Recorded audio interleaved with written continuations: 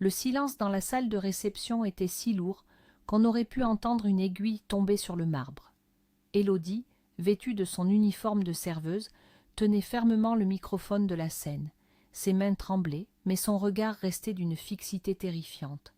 Face à elle, le maire de la ville, rouge de colère et ivre d'arrogance, venait de prononcer les mots de trop.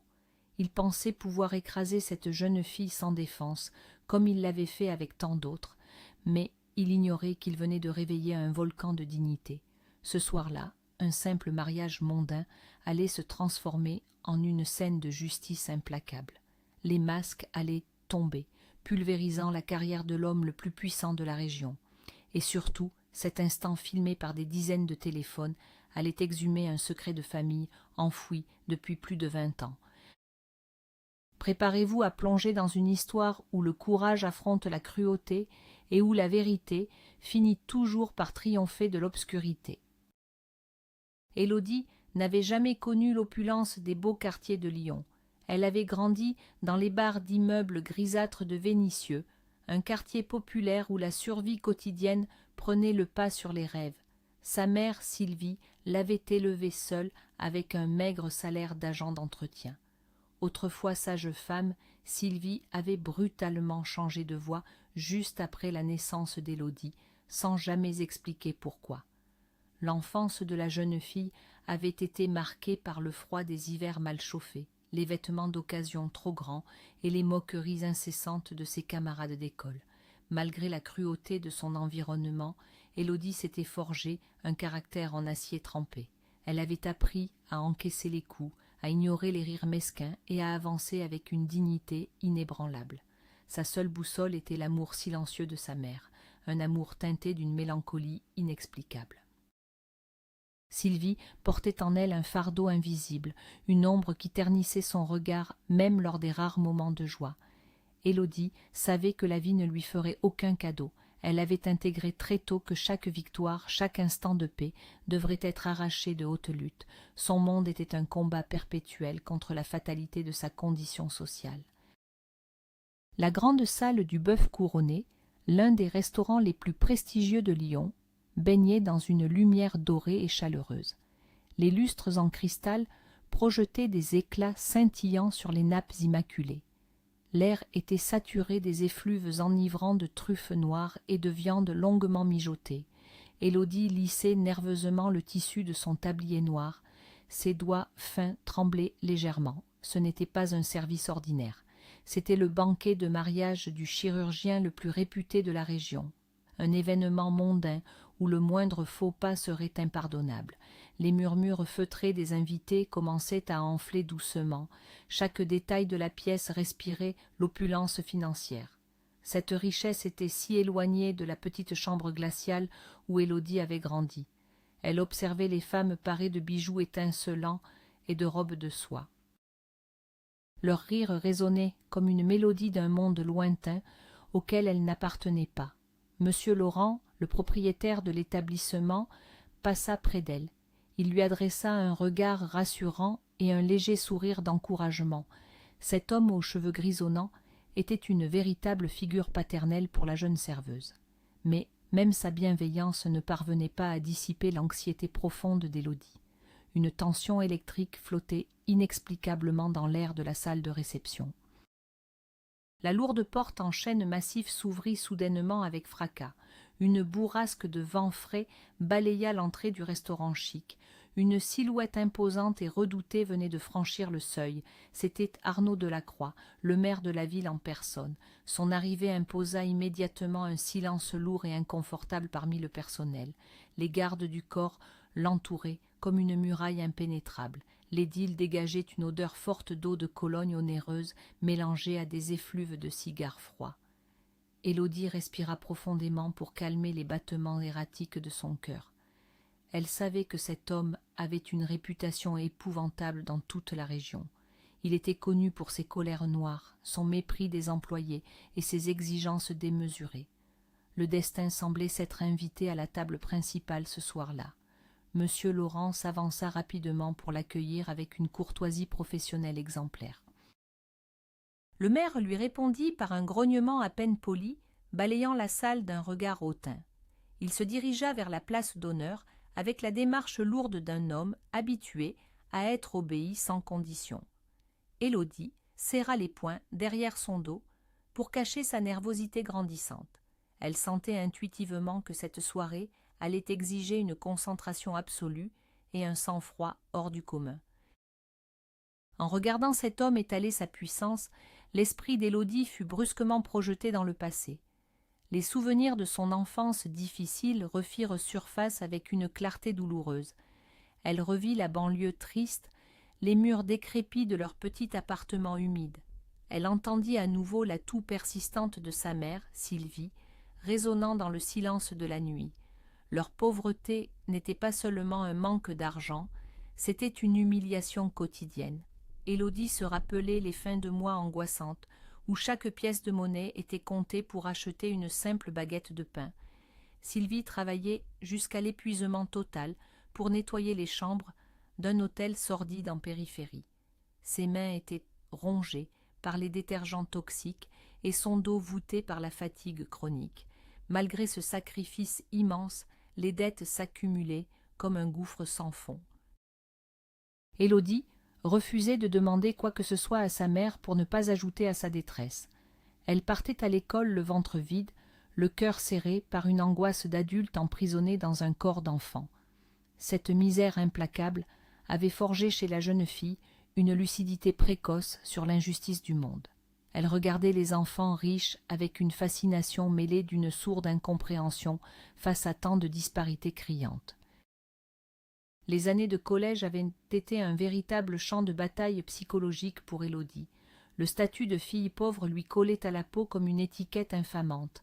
Les adolescents issus des familles bourgeoises de Lyon prenaient un plaisir sadique à souligner ces différences.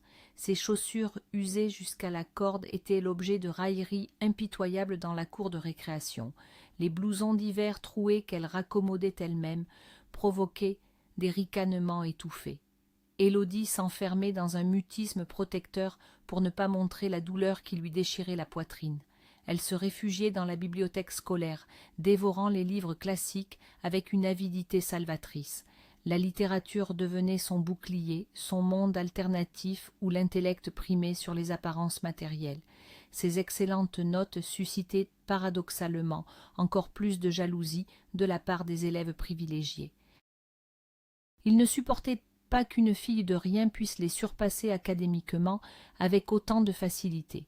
Chaque journée d'école était une épreuve de résilience mentale épuisante pour la jeune adolescente, mais elle refusait catégoriquement de pleurer devant ses bourreaux, gardant la tête haute avec une fierté farouche. Elle savait que l'éducation était sa seule et unique porte de sortie hors de la misère. Elle n'oublierait jamais l'incident du spectacle de théâtre en classe de troisième. Élodie avait décroché le rôle principal grâce à son talent indéniable pour la récitation dramatique. Madame Dubois, la professeure de lettres, l'avait soutenue avec une ferveur exceptionnelle. Mais le directeur de l'établissement, soumis aux pressions financières, avait tenté de lui retirer le rôle. Il voulait l'attribuer à la fille d'un riche donateur de l'école privée. Le sentiment d'injustice avait été d'une violence inouïe, brûlant l'âme d'Élodie comme un fer rouge.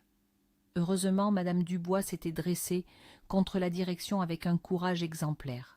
Elle avait menacé de démissionner publiquement si l'élève la plus méritante était écartée pour des raisons d'argent. Ce bras de fer intense avait marqué Élodie au fer rouge. Elle avait compris ce jour-là que le monde était dirigé par le pouvoir financier et l'influence politique. Mais elle avait aussi appris qu'il existait des personnes intègres prêtes à défendre la vérité coûte que coûte. Le soir de la représentation, Élodie avait livré une performance magistrale, portée par l'émotion et la revanche.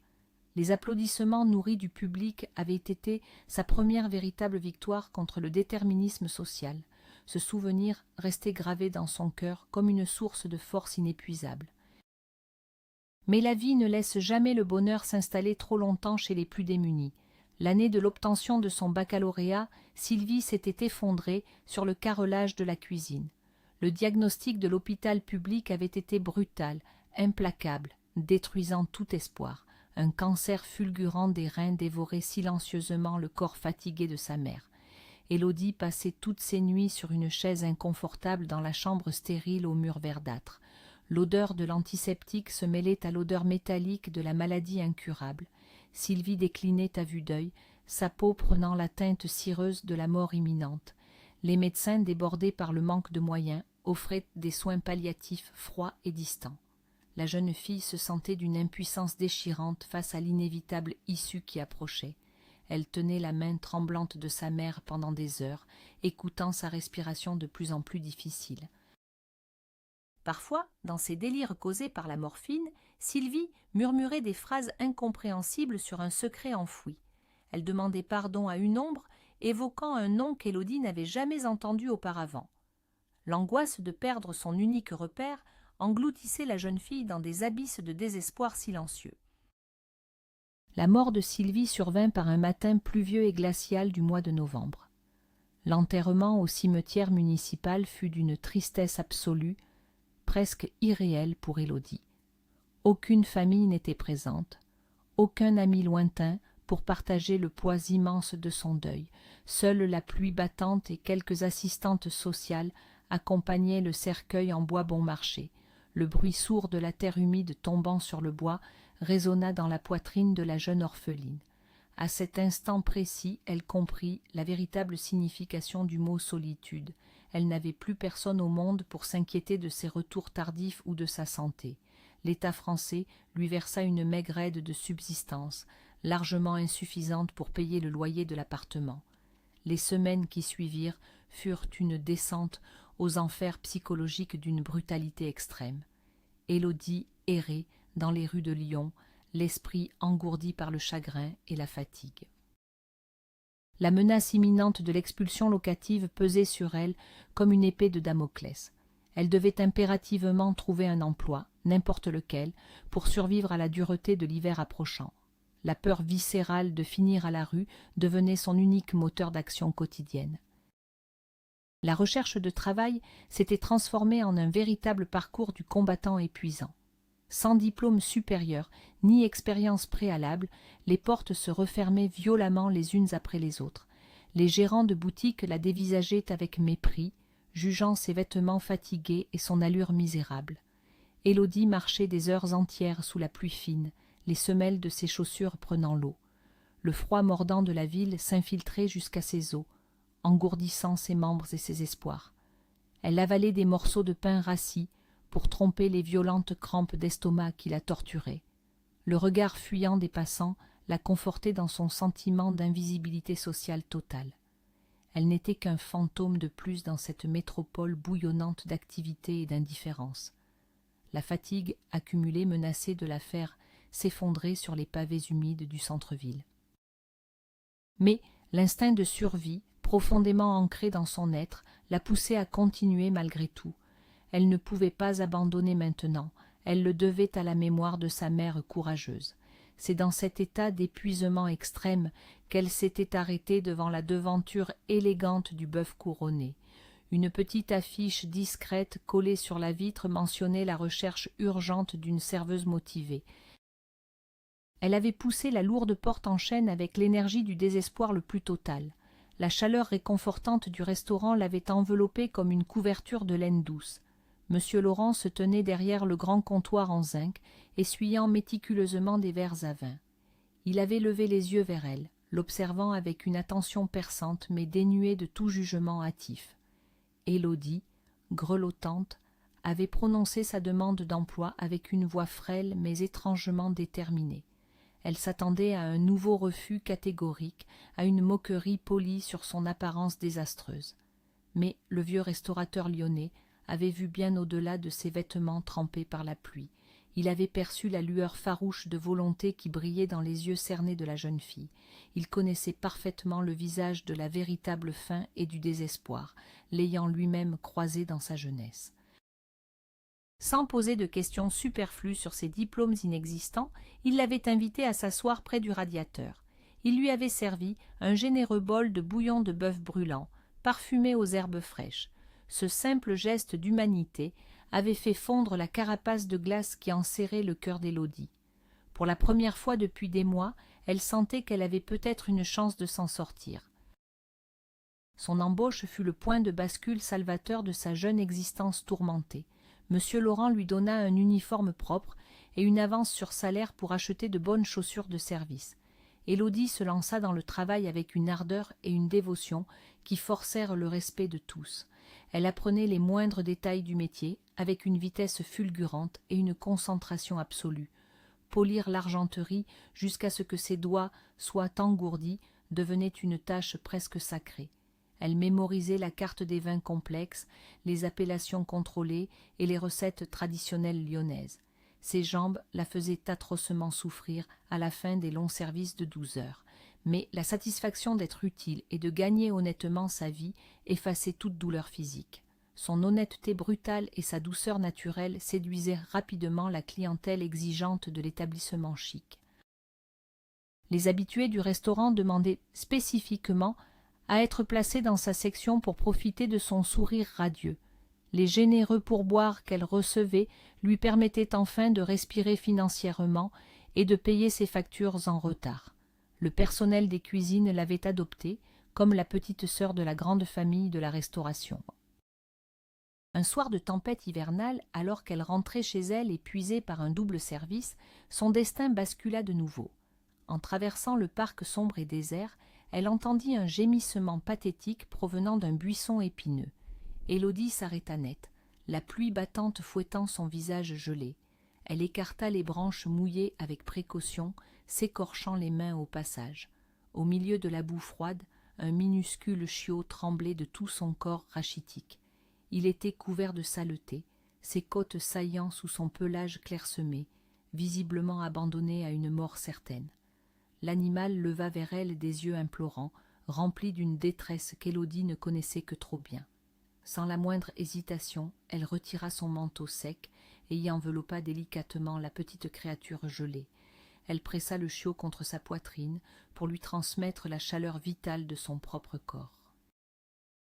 Le trajet jusqu'à son modeste appartement lui parut interminable sous les bourrasques de vent glacial. Elle se fichait éperdument de salir ses vêtements fraîchement lavés.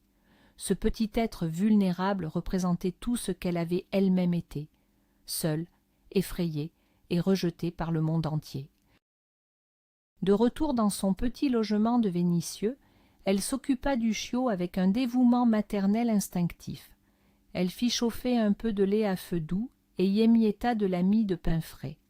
Après l'avoir doucement nettoyé avec une serviette tiède, elle le déposa délicatement près du radiateur brûlant. Le petit animal dévora la nourriture avec une avidité qui fit monter les larmes aux yeux d'Élodie. Une fois rassasié, il s'enroula en boule sur les chaussons de sa nouvelle maîtresse en poussant un soupir de profond soulagement. Élodie s'assit sur le sol froid, caressant doucement le pelage soyeux qui redevenait blanc comme la neige. Elle décida de l'appeler « Truffe », en hommage aux précieuses truffes noires servies dans le restaurant. Ce chien devint instantanément l'ancrage émotionnel qui lui manquait cruellement depuis la mort tragique de Sylvie. La présence de Truffe transforma radicalement l'atmosphère morbide de l'appartement vide. Élodie ne redoutait plus de rentrer chez elle le soir dans la pénombre silencieuse.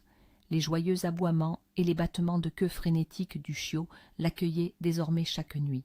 Une nouvelle forme de famille venait de naître, construite sur la solidarité des êtres brisés par la vie. Lorsque M. Laurent découvrit l'existence de Truffe, son comportement bourru se transforma en une immense tendresse. Le patron autorisa immédiatement Élodie à récupérer les restes viandes nobles des cuisines pour nourrir son compagnon à quatre pattes. Un après-midi calme avant le coup de feu du service du soir, le vieux restaurateur s'assit face à elle. Ses yeux, d'ordinaire si pétillants, étaient voilés par une profonde tristesse ancienne. Il lui confia, avec une voix brisée par l'émotion, le grand drame de son mariage. Sa femme, qu'il aimait plus que sa propre vie, n'avait jamais pu porter d'enfant à terme. Des années de traitements médicaux lourds s'étaient soldées par des échecs répétés et douloureux. Le silence de leur grande maison bourgeoise était devenu une blessure béante qu'il tentait de combler en sauvant des animaux abandonnés. Élodie comprit alors pourquoi cet homme l'avait prise sous son aile avec autant d'acharnement protecteur. Il voyait en elle l'enfant qu'il n'avait jamais pu tenir dans ses bras paternels.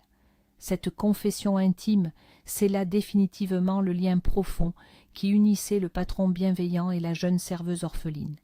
Ils étaient deux âmes solitaires naviguant sur les flots tumultueux de la mélancolie lyonnaise. La brusque voix rauque du maire ramena brutalement Élodie à la réalité terrifiante du banquet de mariage. Arnaud Delacroix était déjà visiblement alcoolisé, la cravate dénouée, le visage luisant de sueur grasse. Il commandait les plats les plus onéreux avec une grossièreté choquante pour un événement d'un tel standing.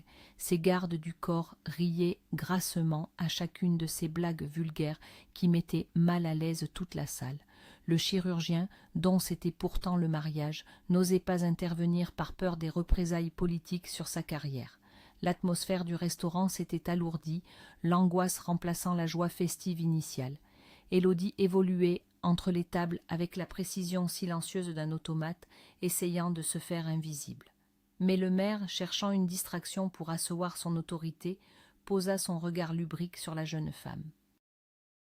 Ses yeux injectés de sang la détaillèrent de la tête aux pieds avec un mépris écœurant. Il claqua violemment des doigts pour la faire venir à lui, comme on appellerait un chien docile. Élodie sentit un frisson glacé remonter le long de sa colonne vertébrale. Elle serra la mâchoire, attrapa son carnet de commandes et s'avança dignement vers la table du tyran local. « Hé, la petite, amène-moi un vrai morceau de viande rouge, pas ces cochonneries de légumes pour bourgeois, » aboya le maire avec une haleine chargée de vin fort. Élodie hocha calmement la tête, notant la commande avec un professionnalisme glacial. Mais Delacroix ne comptait pas s'arrêter là, avide d'humilier une proie facile devant son audience silencieuse. Il attrapa soudainement le poignet d'Élodie avec une force brutale qui lui fit lâcher son stylo. « Tu sais qui je suis, ma jolie ? Ici, c'est moi qui paye ton misérable salaire de serveuse, » cracha-t-il avec mépris. Les invités autour baissaient les yeux, lâches et paralysés, par la peur de contrarier cet homme influent. Élodie tenta de dégager son bras avec fermeté, mais la poigne de l'élu se resserra douloureusement sur sa peau. « Lâchez-moi, monsieur le maire, vous me faites mal, » murmura-t-elle d'une voix basse, mais tranchante comme une lame. Le politicien éclata d'un rire tonitruant, pulvérisant le reste de bienséance de la salle.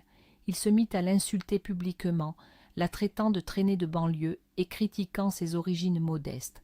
Chaque mot était une gifle humiliante, résonnant violemment dans l'acoustique parfaite du restaurant étoilé.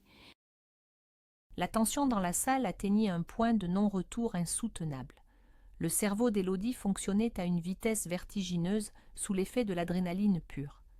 Elle regarda les visages terrifiés des convives aisés, ces personnes puissantes qui refusaient de bouger le petit doigt pour la défendre.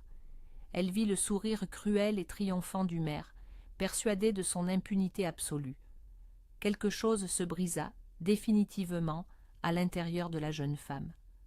20 années d'humiliation silencieuse, de pauvreté subie et de rage contenue explosèrent brutalement dans son esprit.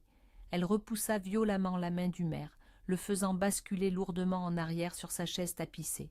L'assemblée poussa un hoquet de stupeur générale, incapable de croire à l'audace suicidaire de la serveuse. Sans un mot, Élodie tourna les talons et se dirigea droit vers la scène dressée pour les musiciens du mariage. Son visage était d'une pâleur cadavérique, mais ses yeux noirs brillaient d'une détermination presque effrayante. Elle monta les marches en bois avec une lenteur calculée, chaque pas résonnant comme un coup de tonnerre. Les gardes du corps esquissèrent un mouvement, mais la stupeur les cloua mystérieusement sur place. Élodie empoigna fermement le microphone posé sur le pied métallique. Un sifflement strident de Larsen déchira l'air, forçant les invités à se boucher les oreilles de douleur. Le silence qui suivit fut d'une densité terrifiante, lourd de toutes les peurs de l'assistance bourgeoise. « Vous pensez être le maître de cette ville, monsieur Delacroix » commença-t-elle, sa voix claire résonnant dans les puissantes enceintes.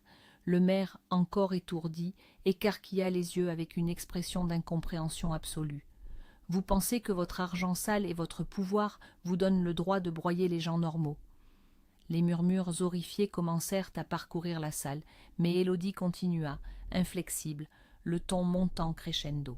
Elle déballa publiquement tout ce que le personnel des cuisines chuchotait en secret sur l'édile corrompu. Elle parla de ses maîtresses payées avec l'argent du contribuable, de ses chantages exercés sur les petits commerçants. Elle raconta comment il refusait systématiquement de payer ses notes astronomiques dans les restaurants de la ville. Le chirurgien, rouge de honte, tentait en vain de faire des signes pour couper le système audio, mais Élodie tenait l'assistance en otage par la force inouïe de sa vérité brutale. Plusieurs invités, sentant que l'histoire s'écrivait sous leurs yeux, sortirent furtivement leur téléphone portable.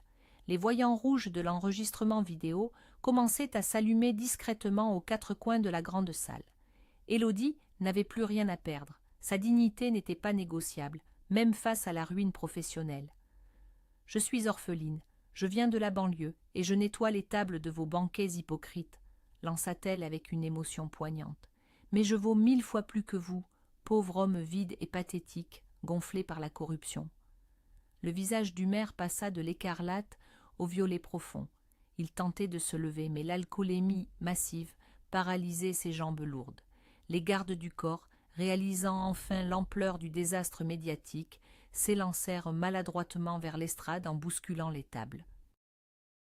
Monsieur Laurent, resté dans l'ombre des portes battantes, observait la scène avec une fierté immense et silencieuse. Il esquissa un léger sourire et fit discrètement signe au technicien du son de ne surtout pas intervenir. Élodie lâcha soudainement le microphone qui tomba sur le plancher avec un bruit sourd et définitif. Elle descendit de la scène d'un pas majestueux, fendit la foule pétrifiée et disparut par la porte des cuisines. Le chaos le plus total s'empara du bœuf couronné, quelques secondes après son départ précipité. Les gardes du corps tentaient vainement d'exfiltrer le maire hurleur sous les flashs des téléphones portables. Monsieur Laurent attrapa Élodie par le bras dans les couloirs étroits de l'arrière-cuisine. Il ne semblait pas en colère. Au contraire, ses yeux brillaient d'une étrange excitation libératrice. « Rentre chez toi immédiatement, ma fille. Prends un taxi. Je m'occupe de payer la course, » ordonna-t-il d'un ton sec mais protecteur. « Ils vont chercher à se venger ce soir. Ne sors pas de ton appartement jusqu'à demain matin. » Élodie, l'adrénaline retombant brutalement, se mit à trembler de tout son corps en réalisant la folie de son acte. Elle quitta son tablier à la hâte, enfila son manteau et s'enfuit dans la nuit froide de Lyon. Derrière elle, le scandale explosait comme une bombe à retardement dans le microcosme bourgeois de la ville. Les vidéos de son discours circulaient déjà à une vitesse vertigineuse sur les réseaux sociaux. Avant même qu'elle ne franchisse le seuil de son immeuble à Vénissieux, le visage rubicond du maire faisait la une des flux d'actualité. Le monde numérique venait de s'emparer de son acte de rébellion pour en faire une véritable affaire d'État. Le lendemain matin, la tempête médiatique s'abattit sur la ville avec une violence inouïe et destructrice. Le hashtag avec le nom du maire corrompu caracolait en tête des tendances nationales sur Internet. Des millions d'internautes partageaient la vidéo de la jeune serveuse tenant tête aux politiciens arrogants. La pression populaire devenait si intense que les instances nationales du parti durent intervenir en urgence absolue. Le téléphone d'Arnaud Delacroix sonna dès l'aube, apportant des directives glaciales en provenance directe de Paris. Sa carrière politique s'évaporait sous ses yeux, embuée par la gueule de bois colossale de la veille. Ses soutiens financiers de longue date se retournaient contre lui pour éviter d'être éclaboussés par l'énorme scandale. Les journalistes campaient devant les grilles de sa luxueuse propriété, exigeant des explications sur les accusations proférées. Abandonné par ses alliés, trahi par son ego démesuré, le maire comprit que sa chute serait irrémédiable. Pendant ce temps, Élodie restait barricadée chez elle, caressant nerveusement le pelage de truffe. Elle n'osait pas allumer la télévision, terrifiée par les potentielles conséquences judiciaires de son esclandre. Elle ignorait que ce tsunami médiatique allait réveiller une ombre du passé bien plus bouleversante que la vengeance d'un politicien. De l'autre côté de la ville, dans un somptueux attique surplombant majestueusement le fleuve Rhône, Vincent Rousseau, un richissime industriel régional, sirotait son café noir face aux immenses baies vitrées. homme d'affaires redouté mais intègre, il fuyait généralement les ragots mondains et les scandales politiques de bas étage. Cependant, l'insistance de son associé l'avait poussé à visionner la fameuse vidéo virale sur sa tablette numérique. Le regard indifférent de Vincent se transforma brutalement en une stupeur foudroyante lorsqu'il vit le visage de la serveuse. Son cœur rata une pulsation, et la tasse en porcelaine fine trembla dangereusement dans sa main puissante. La jeune femme qui foudroyait le maire du regard sur l'écran ressemblait trait pour trait à Juliette.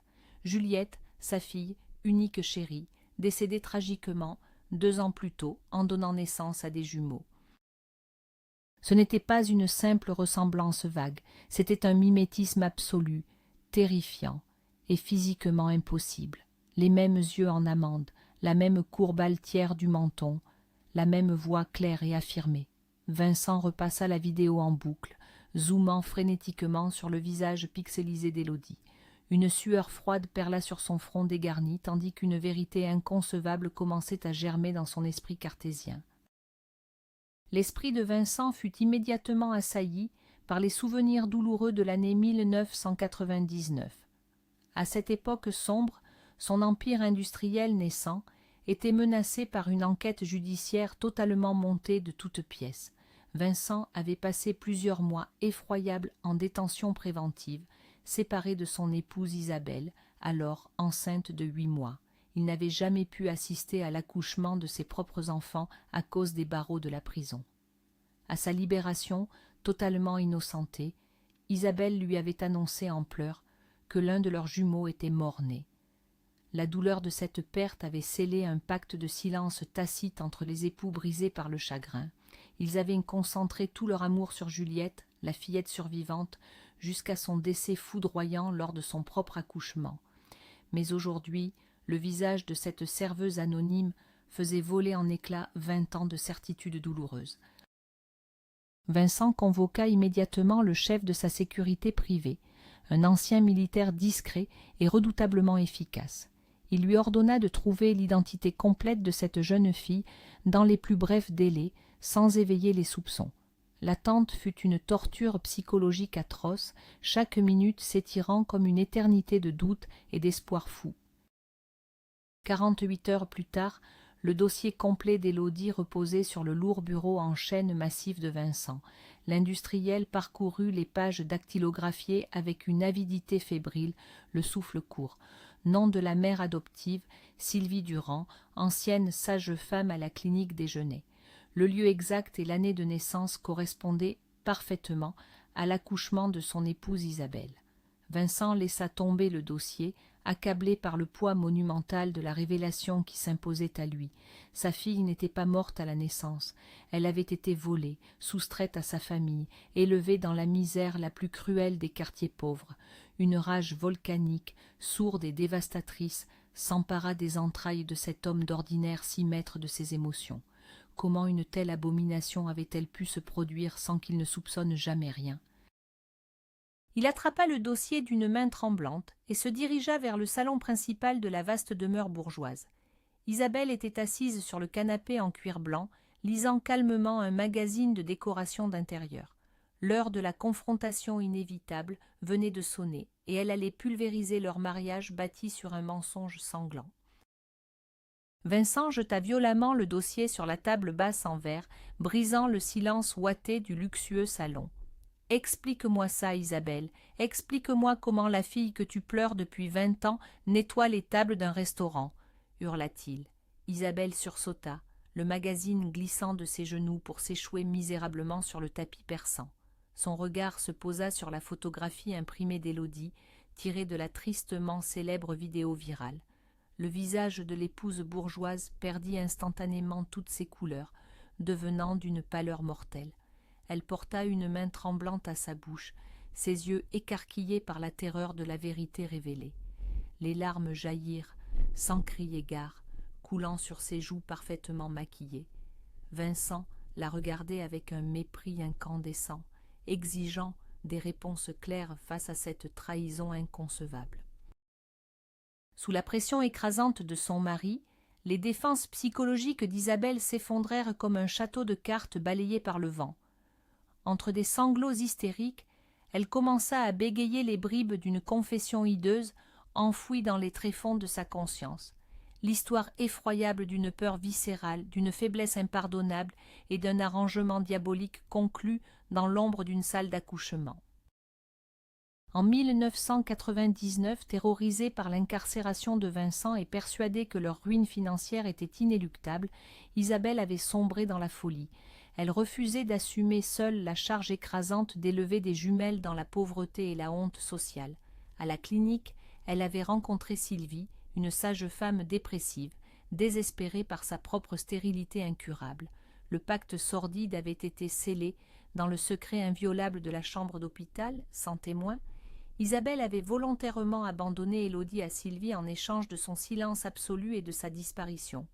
Sylvie avait falsifié les registres de naissance déclarant le décès d'un des jumeaux pour brouiller définitivement les pistes. Pendant des années, Isabelle avait vécu avec ce poison dans les veines, convaincue d'avoir sauvé Juliette de la misère.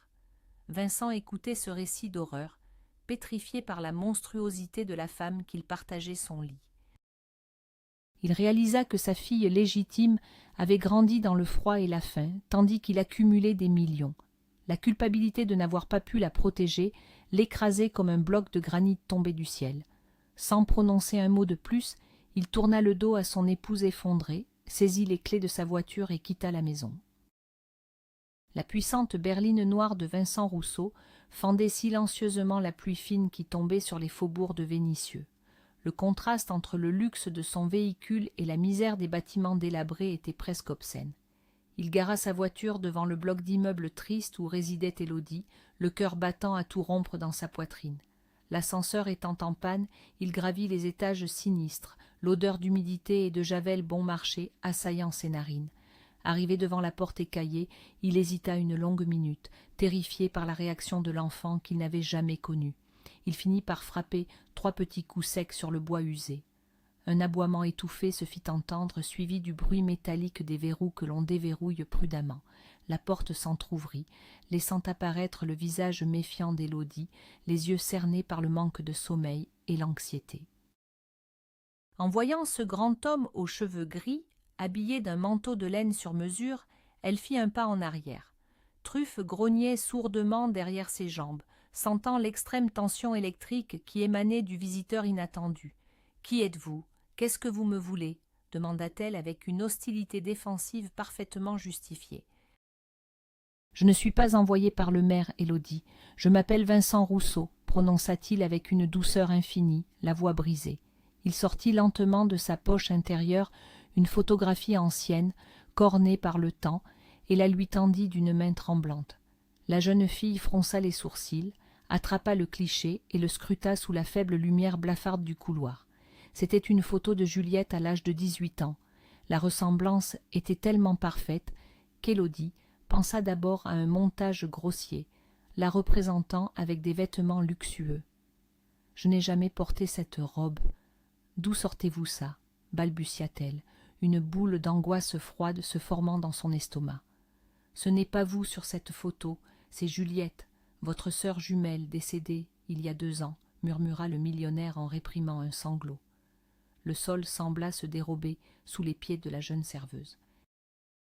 Elle s'appuya lourdement contre l'encadrement de la porte pour ne pas s'effondrer de vertige. Vincent lui expliqua brièvement, avec des mots choisis et douloureux, l'effroyable vérité de sa naissance et de son abandon. L'air devint subitement irrespirable dans le petit palier misérable de Vénissieux. La colère d'une pureté destructrice envahit tout l'être d'Élodie. 20 années de sacrifice, les larmes de sang versées pour acheter du pain, la mort solitaire de sa fausse mère dans les couloirs de l'hôpital public, tout cela n'était que le résultat d'un marché ignoble entre 2 femmes égoïstes. Elle hurla de douleur, frappant les murs de ses poings fermés, libérant une souffrance animale longtemps refoulée. Vincent ne tenta pas de la calmer. Il laissa sa fille exploser, acceptant silencieusement cette punition légitime. Il s'assit sur le petit canapé élimé, les larmes coulant librement sur son visage fatigué, attendant que la tempête intérieure s'apaise. Au bout d'1 heure d'une intensité psychologique insoutenable, Élodie s'effondra d'épuisement sur le sol en lino, le souffle court. truffe vint lécher doucement le sel des larmes sur les joues de sa maîtresse terrassée par le chagrin. Vincent s'approcha lentement et posa une main paternelle sur l'épaule frêle de la jeune femme. Élodie ne le repoussa pas. Dans ce geste infiniment tendre, elle reconnut la chaleur d'une présence qu'elle avait espérée secrètement toute sa vie. La route du pardon envers la femme qui l'avait abandonnée serait longue, mais elle accepta de suivre ce père tombé du ciel. Le lendemain, Élodie franchissait les immenses grilles en fer forgé du domaine des Rousseaux. Elle portait Truffe dans ses bras, le petit chien observant ce nouvel environnement fastueux avec curiosité. Dans les jardins parfaitement taillés, elle fit la connaissance de Maxime, le jeune veuf de sa sœur jumelle Juliette.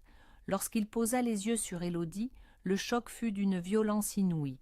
Il recula de plusieurs pas, blême, comme s'il venait de voir un fantôme ressurgir du passé. Mais la douceur dans le regard d'Élodie, si différente de l'assurance bourgeoise de Juliette, apaisa immédiatement son trouble. Il lui présenta les jumeaux, deux petits garçons aux yeux rieurs qui couraient sur la pelouse immaculée. En serrant ses neveux dans ses bras, Élodie ressentit une connexion charnelle et viscérale qu'elle n'avait jamais connue auparavant. C'était sa chair, son sang, la famille, qui lui avait été arrachée à la naissance par la folie humaine.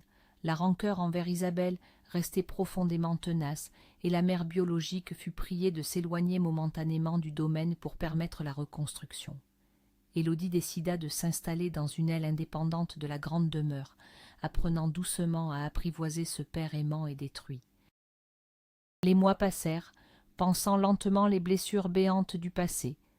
Élodie avait démissionné du Bœuf Couronné, mais elle rendait de fréquentes visites à Monsieur Laurent, qu'elle considérait toujours comme son ange gardien. Quant au maire de la Croix, la justice l'avait rattrapé de plein fouet.